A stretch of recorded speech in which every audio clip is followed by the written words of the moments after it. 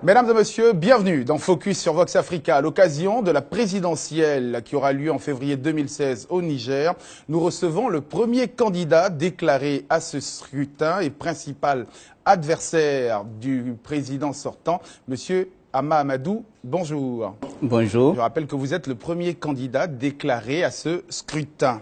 Monsieur Hama Amadou, vous êtes né en 1950 au Niger. Vous êtes diplômé de l'Institut international d'administration publique de Paris en France. Vous avez exercé de hautes fonctions dans votre pays, notamment vous avez été ministre de l'information, directeur de cabinet du général Seynou Kouché. Vous avez été premier ministre sous Mahaman Ousmane de 95 à 96, premier ministre de cohabitation et Premier ministre de Mamadou Tandja de 2004 à 2007. Le 31 mai 2007, sous la pression de l'Assemblée nationale, vous êtes obligé de démissionner de la primature. On vous accuse de détournement de deniers publics, ce qui vous vaudra la prison en 2008. En 2009, vous bénéficiez d'une liberté provisoire et d'un non-lieu prononcé en 2012 sur cette affaire. En 2010, vous perdez votre procès contre le Premier ministre Seynou Oumarou pour la reprise de la tête de votre parti, le MNSD, le Mouvement national pour la société de développement, ce qui vous emmène à créer votre propre parti, le MODEN, le Mouvement démocratique nigérien.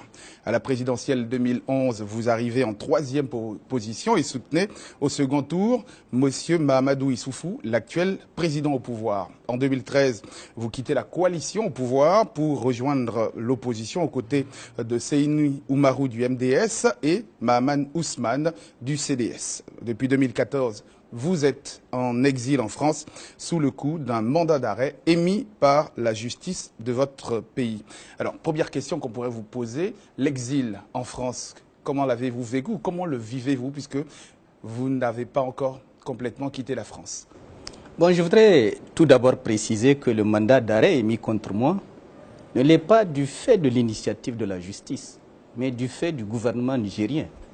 Pour la simple et bonne raison que le dossier est d'abord d'ordre politique et que son objectif visait simplement à m'écarter de la course aux élections présidentielles.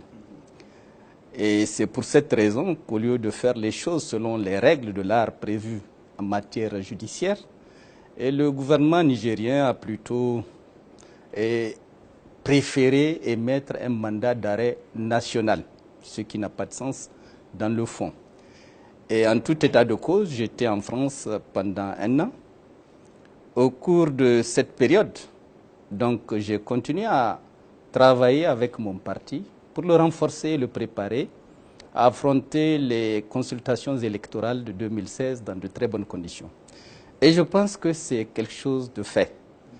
Et le 13 septembre dernier, dans un congrès extraordinaire, le parti m'a investi pour défendre ses couleurs aux élections présidentielle 2016. Comment vous avez ressenti justement cette investiture par votre parti pendant que vous étiez en exil?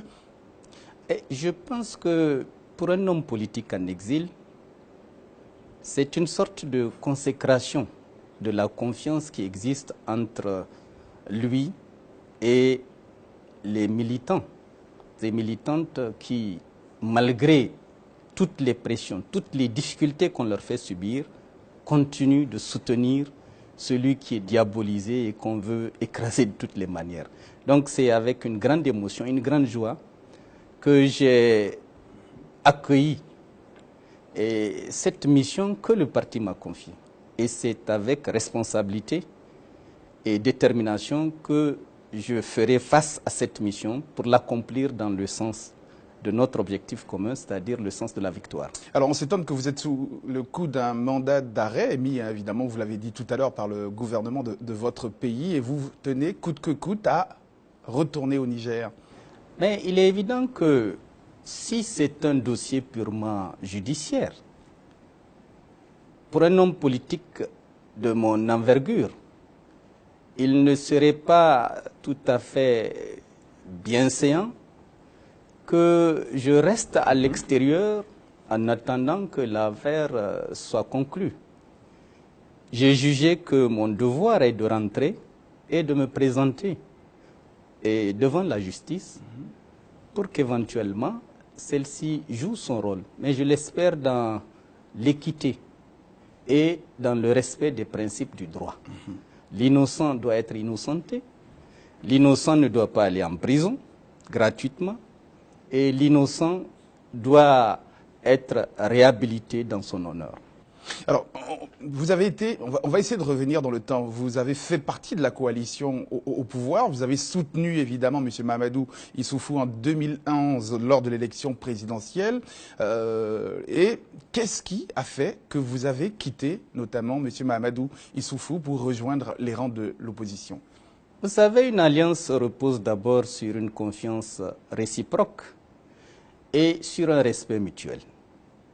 À partir du moment où vous avez l'impression que votre allié n'a comme objectif que de vous éliminer et d'affaiblir significativement votre parti, il serait de très mauvais ton de continuer à vouloir jouer l'allié loyal et soumis. Je pense que M. Issoufou Mahamadou n'a pas respecté les règles du jeu de l'Alliance et il a voulu infioder mon parti de force à la sienne afin que je le soutienne aux élections de 2016. Quelles étaient ces règles, justement, si on essayait, pour nos téléspectateurs, de savoir quelles étaient les règles conclues entre votre parti et celui de M. Mahamadou?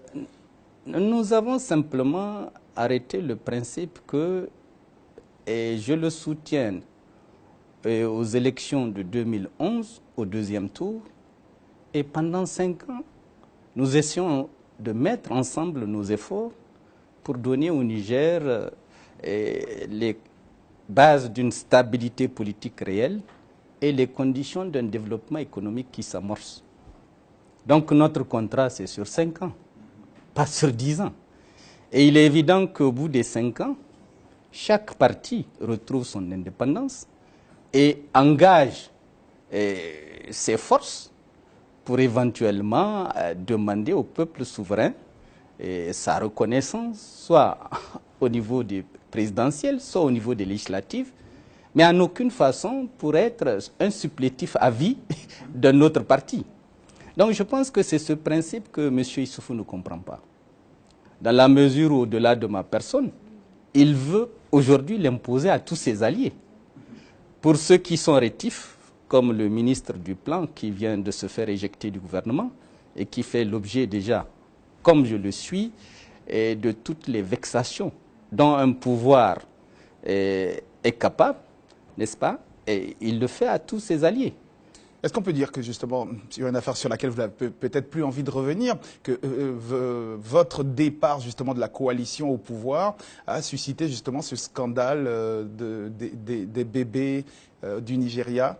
Disons que quand on parle de scandale quand l'affaire est réelle, mais quand c'est une affaire imaginaire, concoctée pour des besoins politiques, afin de discréditer et d'écarter de la course présidentielle un adversaire, je pense que le scandale pèse plutôt sur la tête de celui qui l'ont concocté.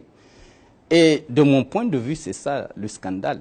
Pour un homme politique, descendre sur bas, pour essayer d'éliminer un adversaire à travers sa femme et ses enfants, c'est ça le véritable scandale que les gens peut-être ne regardent pas de près. En politique, tous les moyens sont bons, mais il y a des limites il y a des limites au machiavélisme. On va parler de cette élection présidentielle notamment. Vous aurez 2 défis à relever, puisque votre départ a un tout petit peu fragilisé votre parti. Quelques grosses têtes ont quitté le parti.